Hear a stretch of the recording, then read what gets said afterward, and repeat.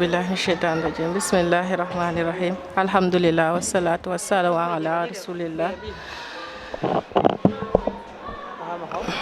salaamaaleykum doxul de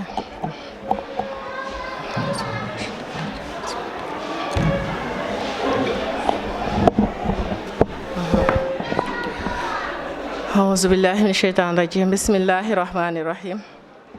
alhamdulillah wassalatu wassalamu ala rasulillah sallallahu alayhi wa sallam salaamaaleykum wa rahmatullah donc ñi ngi kontaan ci dalal bi ngeen jun dalal di kontaan également ci am possibilité tey participer si lii nga xam ne moom mooy journée UFMC donc di rafetlu vraiment invitation bi parce que bu ñuy xool bokk na si thème yoo xam ne c'est rarement la ñuy am genre thème yi daal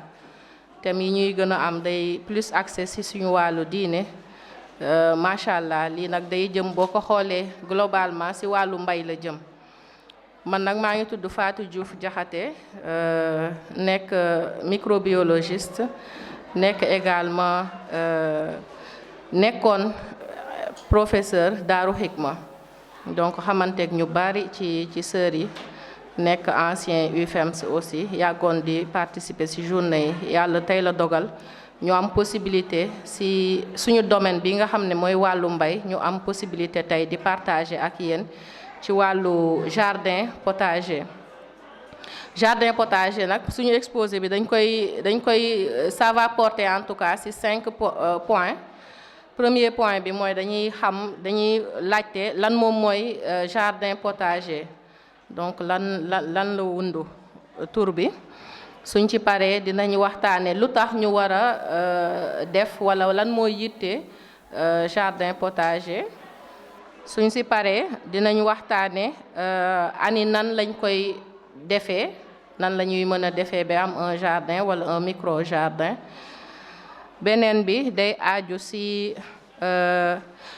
ani nan étapes yi nga xam ne moom lañ koy mettre en place et enfin lan mooy utilité bi nan la jardin di contribuer ci alimentation saine bu famille bi wala sur son bien-être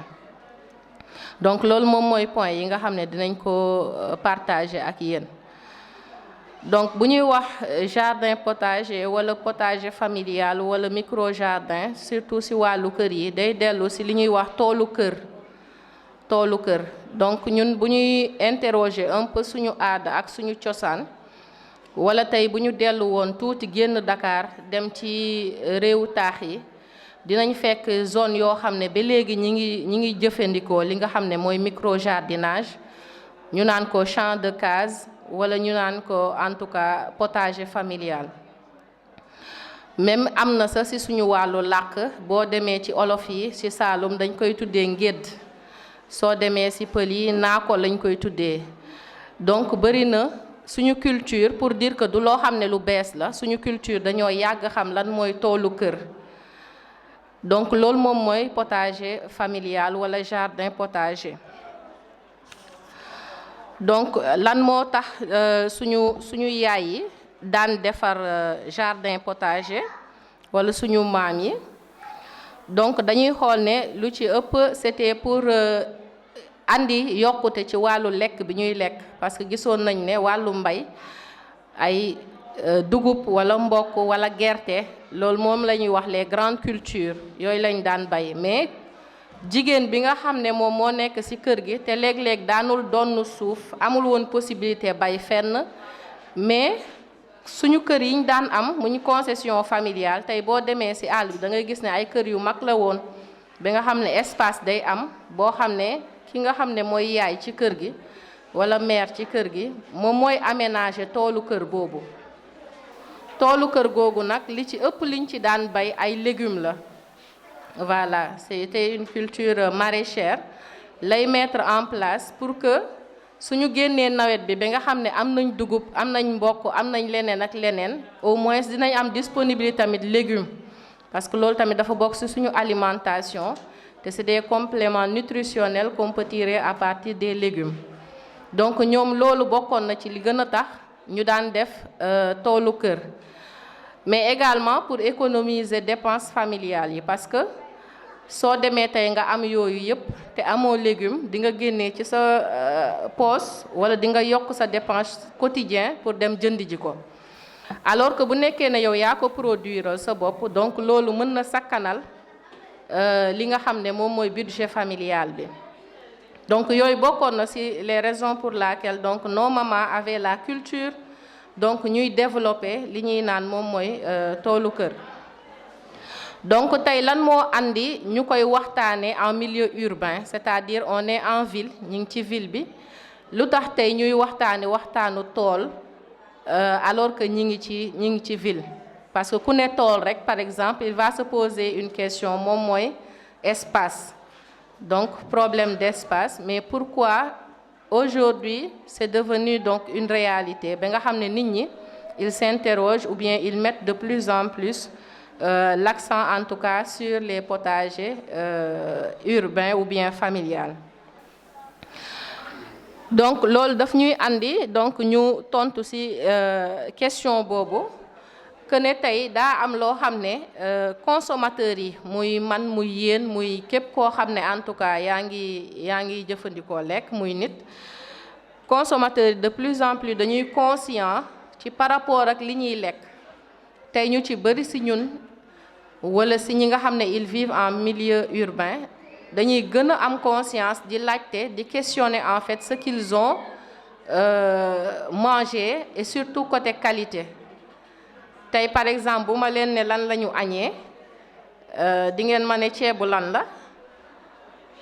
ceebu yàpp voilà mais ci ceebu yàpp bi def nañ ci ay légumes def nañ ci ay poivrons def nañ ci ay concombres def nañ ci ay tomates ainsi de suite ça c'est des légumes mais tey kenn ci ñun mënuñu wax par exemple la manière dont ces légumes-là ont été cultivés ana nan lañ ko bayee donc loolu kenn mënuñu ko wax traçabilité bi kenn mënu ko wax te dañoo gis ne lu ëpp ci ñun li ñuy lekk lu ëpp ci ñun li ñuy feebar tey à chaque fois dañuy questionner lan la ñuy lekk parce que tey nit dina dem hôpital ñu ne ko dangaa diabète automatiquement luñ koy jox régime alimentaire pour diabète tey di nga dem ñu ne la da nga amee hypertension automatiquement dañ lay ne xoolaatal li ngay lekk c'est-à-dire on a une alimentation qui est de plus en plus sucrée plus en plus salée plus en plus épicée voilà te bu ma nee épicé tout souvent on a recours aux bouillons yi nga xam ne c'est des bouillons chimiques nga xam ne dara lu naturel pratiquement nekku ci donc lien boobu am ci suñu wàllu wér-gu-yaram ak ci suñu wàllu lekk donc moom moo tax aujourd'hui il y a des consommateurs de plus en plus conscients qui se posent la question bu ñu tiimee ñam bi ana nan lañ ko defaree ana nan lañ ko bayee surtout bu nekk aajo ci wàllu légumes donc loolu bokk na ci li tax ñu intérêt ñuy parler de tool wala de potager en milieu urbain. beneen bi mooy li pour dëggal loolu rek mooy tey dañoo nekk ci àdduna boo xam ne dañoo ne benn wér-gu-yaram moo am ñu naan ko le concept One Health benn wér-gu-yaram kese moo am une seule santé boobu mooy santé wu suuf si mooy santé wu environnement bi mooy santé wu garab yi mooy santé wu animaux yi mooy santé wu nit ki c'est-à-dire ñun ñooñu ñëpp nga xam ne ñun ñoo bokk environnement bi ñuy dund ñun ñoo bokk benn santé li la koy won mooy tey su nekkoon bay nañ pomme de terre ci anam boo xam ne dafa am ay feebar wala am ay poson comme les pesticides dafa nekk. asalaamaaleykum wa rahmatulah mbokk yi ngeen ñu baal ñu wàññi coow ci déglu bi wax am na solo de am na solo lool sax. donc day dellu ci suñu wàllu wér-gu-yaram tey feebar yi tey bari na bari waay boo xam ne à chaque fois li ci ëpp bu ñuy questionner li ñuy lekk la ñuy njëkk a questionner loo soit ñu mettre la en régime donc li ma doon wax mooy tey dañoo nekk ci àdduna boo xam ne dafa am benn concept bu ñuy naan One Health maanaam benn wér-gu-yaram une seule santé ñu naan la santé wu gàncax bi wala santé wu végétaux yi moom mooy santé wu animaux yi moom mooy également santé wu nit ki parce que dañuy xool ne bu ganaar feebaree ganaar googu ñu rey ko kan moo koy consommer nit a koy consommer donc feebar la yoo xam ne nit da koy jël ci en tout cas animaux yooyu muy jëfandikoo. tey également bu nekkee ne dañoo am ay légumes wala ay céréales lépp loo xam ne c'est infesté ay yoo xam ne dafa am ay jàngoro la tey buñ ko consommer ñun ñooy mujjee encore feebar boobu. du coup ndox mi nga xam ne sax des fois duñ ci def attention muy ndoxu teen wala muy ndoxu leneen ak leneen ba muy am infection ñun ñu di ko naan donc c'est-à-dire loolu yëpp day dellu si waat ci wér-gu-yaramu nit ki moo tax ñu ne tey benn wér-gu-yaram lañ am. donc ba tax na léegi de plus en plus les gens ils se questionnent sur ce qu'ils mangent. donc pour ñu poser thème bi tey muy potager familial donc c'est pour positionner ko ci contexte bi ñuy dund rek ne du loo xam ne lu isolé la mais loo xam ne dañ ko war a boole ci suñu dund la. buñ ci jógee tey dañoo gis ne même bu nekkee ne man bayuma légume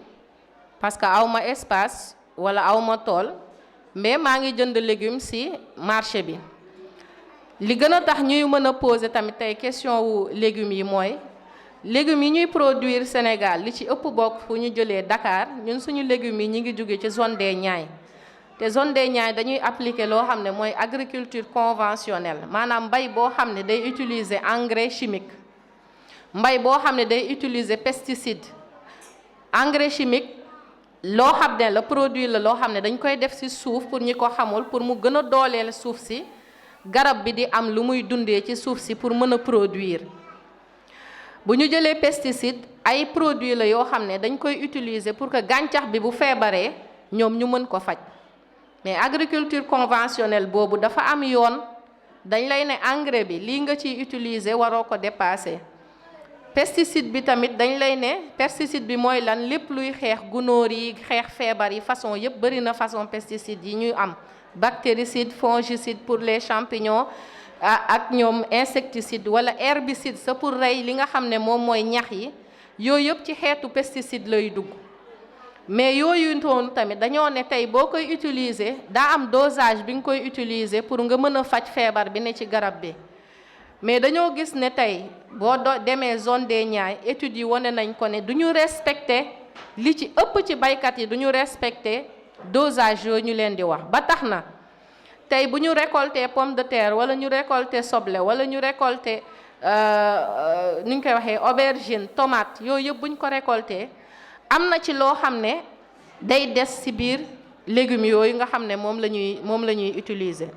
ba dañu ne tey pesticide boo ko utiliser nga pomper sa tool tey war nga xaar par exemple lu tolloog 10 jours bala nga ciy witt pour lekk wala mën nga toog 15 jours bala nga ciy witt nga lekk mais malheureusement du noonu lay demee pesticide yi nga xam ne dañ ko valider Sénégal nga xam ne moom la ñu autorisé baykat yi yemuñu ci yooyu baykat yi dañuy am ay produits yoo xam ne même dañ ko interdire Sénégal parce que dañoo toxique de trop mais tey dañuy utiliser yooyu nga xam ne dañ koo tere teg si duñu utiliser sax dosage bi ci war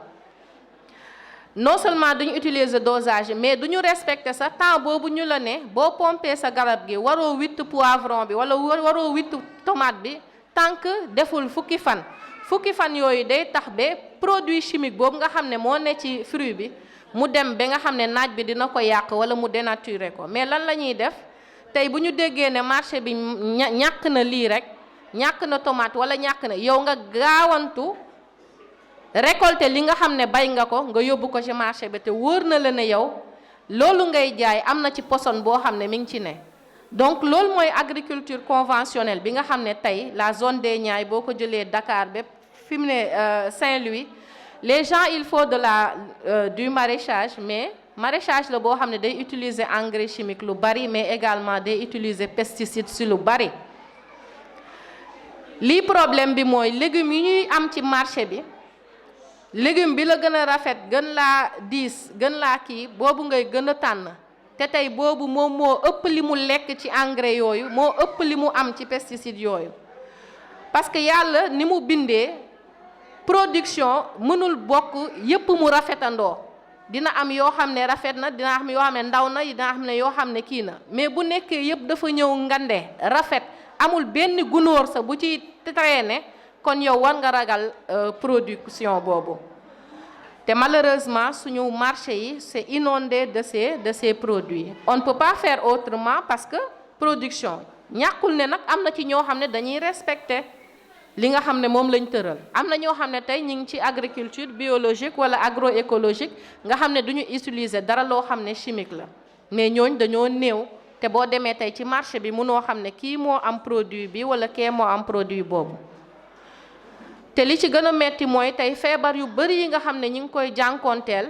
ay études dañoo wone carrément ne c'est plus lié maanaam dose pesticide boobu ni mu baree ci suñu wàllu lekk bokk na ci li andi feebar yooyu. cancer yi bokk na ci trouble reproduction bi maanaam stérilité yi ci jigéen ñi dans certaines zones ça a été étudié et prouvé l'impact des pesticides sur la fertilité des femmes. am na ci aussi yenn trouble wala malformation congénitale yu ñuy noté nga xam ne c'est lié à la consommation de ces pesticides, de ces résidus dans les aliments, mais également des troubles neurologiques yooyu yëpp dafa nekk yoo xam ne tey étude wane na impact bi. donc ba tax na thème bi ñuy traité du thème boo xam ne c'est un thème isolé et c'est venu à son heure. ok donc foofu rek pour expliquer leen importance bi léegi nag loolu bokk na ci li tax nit ñi léegi gën a jox yitte lan mooy toolu kër wala un potager. bu ñu jógee ci point boobu dañuy ñëw ci point bi nga xam ne moom mooy wax donc ani nan la ñuy réaliser tool yooyu. tey dañuy dund ci ay appartement wala dañuy dund ci ay kër yu xat yoo xam ne amul ay arrière-cour wala espace boo xam ne suuf la ba nga xam ne war nañ cee mën a bay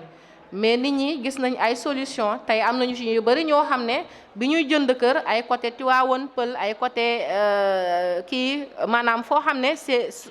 il sort de Dakar un peu et que dinañ am espace tey espace yooyu nekk na loo xam ne bu la toolu kër ittelee donc tu peux cultiver directement sur le sol donc maanaam suuf si directement mën nga ci aménager say planche defar ci ay aubergine tomate poivron lépp li nga bëgg. ñeneen ñi nga xam ne amuñu espace wala nit mën na am espace mais bëggul cultiver directement ci suuf si mën na utiliser ay pot mën na utiliser pot bu bouteille 10 litres yi mën nga ko dagg moo xam ci horizontal wala vertical bouteille 20 litres diwlin yi mën nañ ko utiliser yooyu yëpp c'est des moyens de recycler. pneu mën nga ko tëral nii sotti ci substrat nga cultiver ci kawam. Malheureusement amuñu présentation affichée mais on avait préparé une présentation pour un peu vous montrer won leen ani naka lañ koy defee yooyu yëpp. donc yooyu yëpp ay possibilités ne tey nit ñaa ngi bay ci seen terrasse yi di fa def ay table donc pour cultiver ñenn ñi ci seen ni balcon yu yaatu dañ koy def donc ku ci nekk ak sa motivation ak sa bëgg-bëgg développer un potager donc familial. donc noonu la ñuy mën a bayee ci biir kër yi donc yan xeetu bay lañ fa mën a def lan lañ fa mën a cultiver tey mën nañ fa def légumes comme ni ma waxee légumes yëpp c'est faisable carottes choux navets laitue moom mooy salade nga xam ne pratiquement lu ci ëpp ci ñun duñu toog semaine te lekkuñu salade. tomate concombre yooyu yëpp dafa nekk yoo xam ne c'est très adapté et on peut les cultiver. liñ mën a cultiver leneen également moom mooy les plantes aromatiques et c'est très intéressant parce que ñu ngi doon wax sànq les bouillons magi jumbo yooyu nga xam ne nit ñi moom la ñuy toggee léegi te di ko safalee seen cin yi tey mën nga avec ton potager développer des cultures des plantes aromatiques comme ngun-ngun basilic nga xam ne dañ koy utiliser ci togg citronnelle ci say thé menthe avec une diversité de menthe yi am yëpp mën nga ko bay ci ay pot nga xam ne du la jëlal espace bu bari ay yi nga xam ne yeneen la aromatique donc wax naa basilic citronnelle wax naa menthe wax naa persil yooyu yëpp mën nga ko bay. mën nga aussi am bu nekkee ci espace bu yaatu nga am introduire des arbres fruitiers comme banane. bu nekkee dama am espace mën naa fa def benn pied de banane mën naa fa def benn pied de papaye mën naa fa def loolu yëpp lan lay andi mooy man mën naa bay parce que loolu tamit suñu aada da koo xam bay dundee ñun dañ ko xam même si c'est à micro la mais loolu dafa am solo mooy man produire naa loo xam ne defuma ci engrais defuma ci pesticide te maa ngi koy dundee te c'est bien possible bu ñu nee agriculture biologique tey mën nañu ko may mais am na bu gën a diggu doomu mooy agriculture écologique nga xam ne tey su nekkee ne ci kër gi sax am naa fa benn ngunu nga xam ne maa ngi fay élever ay ganaar saay bu ma nettoyé ñoom seen foofu mën naa jël samay fumier wala am naa xar saay bu ma nettoyé foofu mën naa ko def ci benn panne boo xam ne bu toj la bu may recycler la ma arrosé ko une fois que mu décomposé wu rek mën naa fertiliser samay planche de kii donc yooyu yëpp mu nekk loo xam ne en tout cas culture la esprit la boo xam ne nit ki da koy am mu bëgg ko mu koy développer donc loolu diversité la donc mën nañu am légumes mën nañu am ay arbres fruitiers mën nañu am également ay plantes aromatiques mais aussi mën nañu am ay fleurs naturellement donc dans un potager dafa nekk loo xam ne ku fa dugg dafa war a nekk lu rafet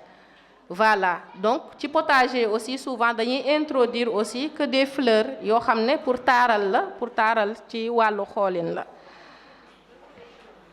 donc loolu la maintenant de manière technique loolu xam naa peut-être dañ koy lister nii rek mais duñ ci mën a xuus peut-être li intéressant mooy lii c'est un premier thème c'est pour donner une vision assez globale de la thématique mais li intéressant moom mooy formation même si c'est en une journée ñu won nit ñi à peu près ani nan la ñuy mën a def ba yooyu initiative yooyu ñu di ko def ci kër yi bu ñu amee possibilité bi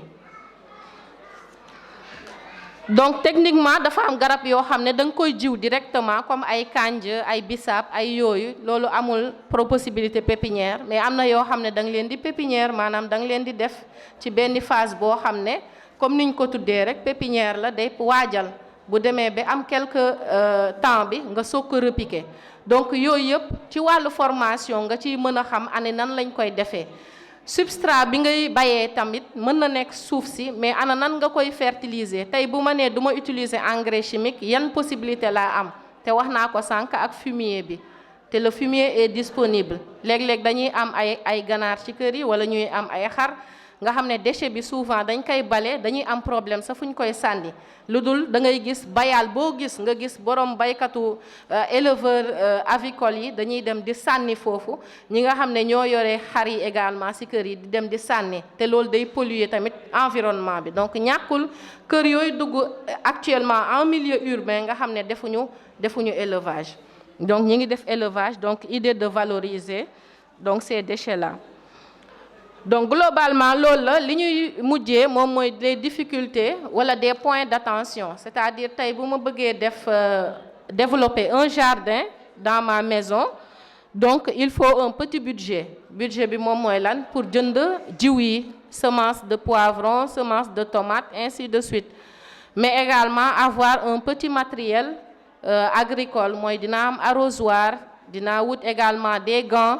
dinaa wut par exemple ay pots bu nekkee je veux cultiver dans des pots donc il y a le petit matériel nécessaire râteau pelle su nekkee ay planches lay aménager donc loolu la leneen li également mooy ndox mi ñenn ñi mën nañu xaw a ragal par rapport ak arrosage bi mais dans le cadre de micro-jardin on utilise peu d'eau te ñun en tant que jigéen des fois ngay liggéey ci waañ bi am na ndox yu bari mën nga ko recycler pour arrosage tey boo sebetee sa ceeb ndox boobu c'est très riche boo xam ne mën nga ko valoriser pour arroser donc c'est-à-dire bu ñu nee arroser rek soxlawul ndox boo xam ne directement damay root ci robinet bi facture bi di yokku donc am na ndox yi may raxasee légumes yeeg yooyu tout ça je peux les valoriser ci potager boobu. leneen li également moom mooy par rapport ak insectes yi wala yenn yi donc souvent ñenn yi dinañ ragal parce que dañuy naan day andi yoo day andi ay gunóor day andi mais potager am na noo koy aménager yooyu du ci am parce que les plantes aromatiques yi nga xam ne dañ ko wax dañoo am odeur yu ñuy dégager généralement ba nga xam ne day dàq souvent certains insectes et notamment les moustiques citronnelles par exemple boo ko defee intégrer ko ci say légumes yooyu donc day chasser moustiques yi mais également day chasser sax yeneen insectes yoo xam ne peut-être dañuy ñëw andi feebar pour légumes yeeg yooyu donc yooyu c'est des points d'attention à tenir en compte. Espace bi aussi ça peut être un facteur limitant mais bu nekkee ne tey yow yaa am sa kër am espace donc tu peux te permettre ça yaa am sa kër am sa terrasse tu peux te le permettre peut-être boo nekkee ci appartement lay compliqué mais c'est des choses à savoir. Loolu la woon léegi lu tax muy contribuer ci bien-être ak alimentation seen wax nañ ko tey man maa produire sama aubergine xam naa ni ma ko bayee defuma ci engrais defuma ci pesticide donc je le mange avec beaucoup de xel bu dal laa koy lekkee loolu rek c'est un bien-être et c'est une alimentation saine. Tey également ci sama kër bu ma ci aménager benn jardin déjà tur bi rek dafa neex donc beauté bi muy procurer ci visuel sax dafa baax. Voir du vert dans sa maison c'est très bien day joxe santé. Espace la boo xam ne aussi mën na nekk une activité récréative des fois am na ñoo xam ne amuñu jot carrément donc ça duñ ko mën a kii parce que am na tamit un temps à accorder à ce potager di ko arroser di xool di ko désherber di traiter traitement bi du ma soxla pesticide ay kaani rek laay xooj ci ndox jékki def ko ci sama pompe di ko pomper wala laaj wala xobu niim yi donc yooyu la ñuy traiter de manière très naturelle te doo ci def loo xam ne pesticide la wala yooyu donc nga dugg loolu activité récréative la am na ñoo xam ne am nañ passion elles ont la main verte elles aiment donc jardiner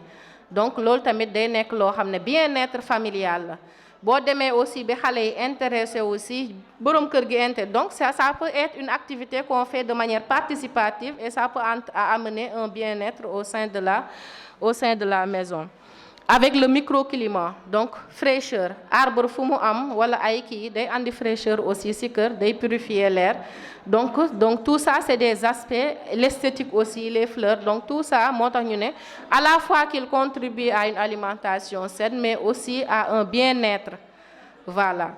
Donc globalement ñun defe naa foofu la ñuy arrêter suñu intervention pour wax ne rek c'était pour nit ñi am ci benn gis-gis bi am ci benn ouverture d'esprit bi mais nekk na loo xam ne bu yemee fii rek du ma ne du intéressant mais doon na gën a am njariñ aussi pour ñi nga xam ne vraiment intéressé na leen ñu xool possibilité bi nga xam ne mën nañ leen organiser des journées yoo xam ne de démonstration la pour aménager des planches comment on fait pour def pépinière nan lañ koy defee pour bay lii pour bay lale ana yan possibilité lañ am. Donc ñun loolu suñu wàllu liggéey la dañ ciy liggéey lu bari ci àll bi di dimbali jigéen ñi parce que tey jigéen ñi ci àll bi sonn nañ mais c'est des opportunités qu'ils ont tey dinañ économiser seen dépense parce que légume bi ñoom ñoo koy produire seen bopp. Le surplus aussi ñoom dañuy am possibilité dem jaay ko dañu xam nañ àll bi tamit dafa metti des fois aussi si tu as la possibilité de générer quelques revenus dafa baax. Entre jigéen aussi il développe une solidarité parce que tey bu ma nekkee ak sama dëkkandoo nga xam ne amul yenn yi day ñëw ci sama tool mu dem witt mën a am lu muy toggal waa këram donc dans les régions nous on intervient beaucoup là-bas parce que suñu domaine la on travaille dans ça. Donc vraiment loolu lañu amoon pour partager leen ko di leen wax aussi toute notre disponibilité d'accompagner donc des sœurs qui ont de l'espace et qui aimeraient donc être accompagnées dans ce sens donc di leen jaajëfal bu baax a baax salaamaaleykum wa rahmatullah